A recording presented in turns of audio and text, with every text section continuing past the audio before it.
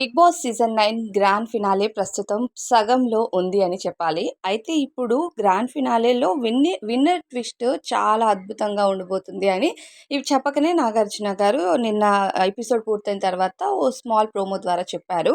అంటే ఈ చదరంగం ఇంకా ముగియబోతుంది రణరంగం అన్నట్టుగా కూడా చెప్పారనమాట.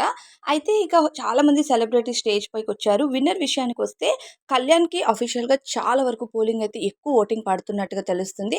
అలానే కళ్యాణ్‌కి గట్టి కాంపిటీషన్ తనూజ, తనూజకి గట్టి కాంపిటీషన్ కళ్యాణ్. నేను ఒకరినొకరు చెప్పను. ఎందుకంటే తనూజకి చెప్తూ ఉంటే కళ్యాణ్ వాళ్ళు కామెంట్స్‌లో వేసుకుంటున్నారు. కళ్యాణ్ కోసం చెప్తే తనూజని ఏసుకుంటున్నారు. నేనైతే మాత్రం వాళ్ళిద్దరిని ఇష్టపడే కామన్ ఆడియన్ అనమాట అంతే.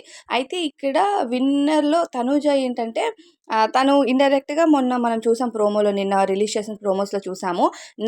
నేను నాలాగా ఒక పర్సన్‌ని చూసుకుంటే అది నేను కళ్యాణ్‌లో చూసుకుంటున్నాను అని చెప్పింది.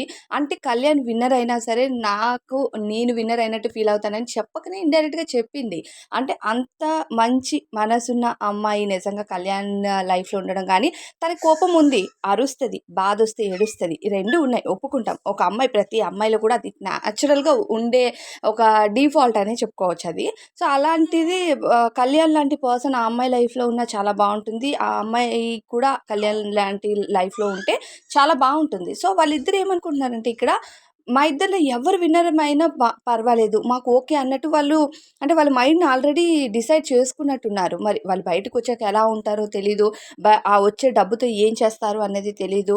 సో, అదంతా అక్కడ చెప్పిన మాటలు ప్రతీదీ బయటకొచ్చాక జరుగుతుంది అని మనం ఎక్స్‌పెక్ట్ చేయలేం. కాకపోతే ఇక్కడ విన్నింగ్ రేస్‌లో ఉన్న వీళ్ళిద్దరూ మాత్రం ఏ సీజన్‌లో మనం చూడలేదు. ఒకరి కోసం ఒకరు త్యాగం చేయడం గానీ, అలా తనూజ కళ్యాణ్‌ని విన్నింగ్ రేస్‌లో చూడాలి అంటే ఎప్పుడు కళ్యాణ్ గెలవాలి. కెప్టెన్‌గా గెలవాలనుకుంది. First finalist గెలవాలనుకుంది.